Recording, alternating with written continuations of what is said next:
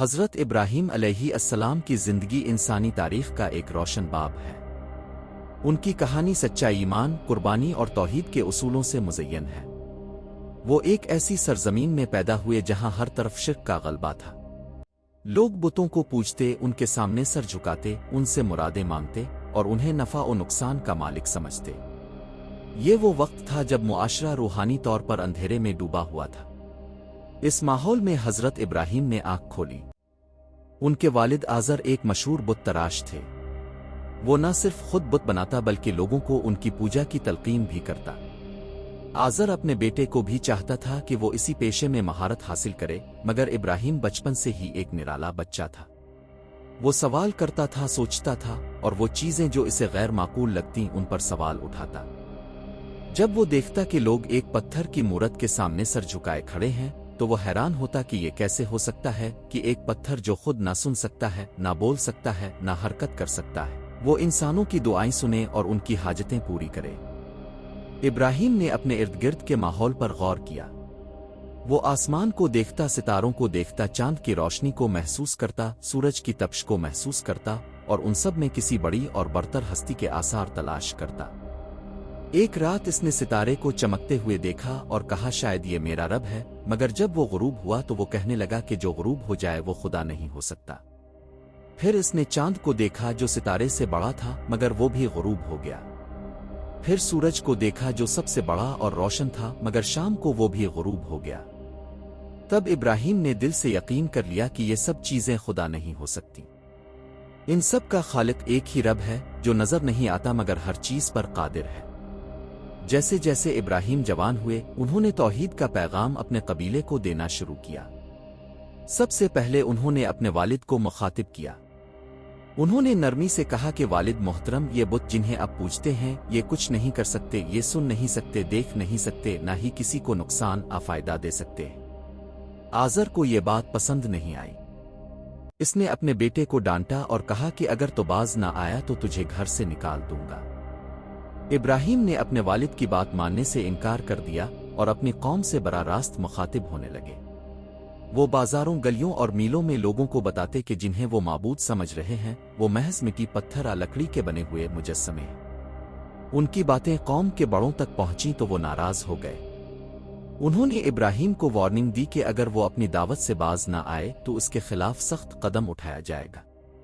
ایک دن وہ موقع آیا جس کا ابراہیم انتظار کر رہے تھے۔ شہر میں ایک بڑا میلہ تھا اور سب لوگ شہر سے باہر گئے ہوئے تھے۔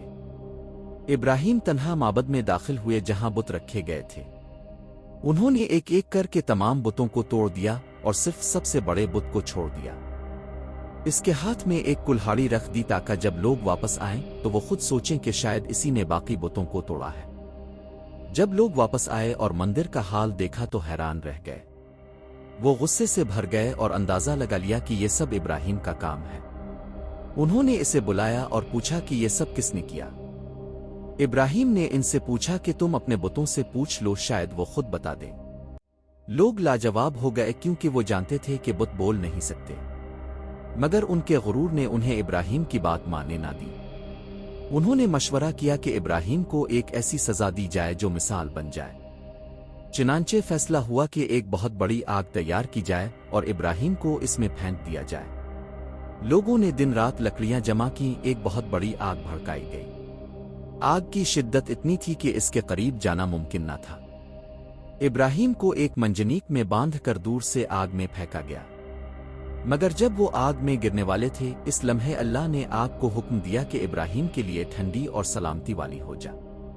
ابراہیم جب آگ میں گرے تو وہ جلنے کے بجائے محفوظ رہے۔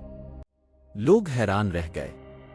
وہ شخص جسے جلانے کے لیے اتنی تیاری کی گئی تھی وہ آگ میں آرام سے بیٹھا ہوا تھا۔ اس واقعے کے بعد بھی قوم نے سبق نہ سیکھا، مگر کچھ لوگوں کے دلوں میں ابراہیم کی باتیں گھر کرنے لگیں۔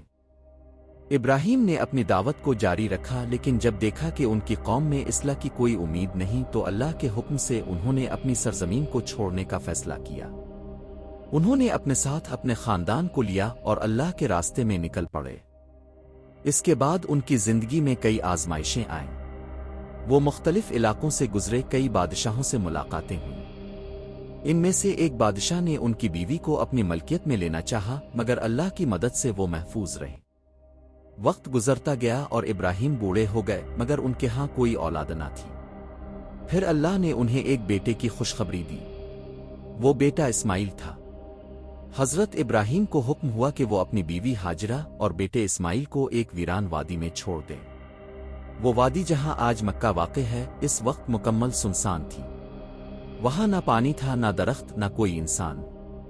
مگر اللہ کے حکم سے ابراہیم نے اپنی بیوی اور بچے کو وہاں چھوڑ دیا اور واپس چلے گئے۔ ہاجرہ نے جب پانی ختم ہوتے دیکھا تو صفا اور مروہ کی پہاڑیوں کے درمیان دوڑنے لگیں تاکہ کسی جگہ سے پانی مل جائے۔ 7 چکر لگانے کے بعد جب وہ لوٹیں تو انہوں نے دیکھا کہ جہاں اسماعیل لیٹے تھے وہاں سے پانی ابل رہا ہے۔ یہ زمزم کا چشمہ تھا جو قیامت تک جاری رہے گا۔ کچھ عرصے بعد جب اسماعیل بڑے ہو گئے تو اللہ نے ابراہیم کو ایک اور آزمائش میں ڈالا۔ انہیں خواب میں حکم دیا گیا کہ وہ اپنے بیٹے کو قربان کریں۔ ابراہیم نے بیٹے کو خواب سنایا اور رائے مانگی۔ اسماعیل نے کہا کہ آپ کو جو حکم ملا ہے وہ پورا کیجیے، انشاءاللہ مجھے صبر کرنے والا پائیں گے۔ ابراہیم بیٹے کو لے کر قربانی کے مقام پر گئے۔ آنکھوں پر پٹی باندھی، چاقو چلایا، مگر اللہ نے چاقو کو حکم دیا کہ نہ کاٹے۔ اسماعیل کی جگہ اللہ نے ایک دمبا بھیج دیا اور یوں قربانی کی یہ سنت قیامت تک کے لیے قائم ہو گئی۔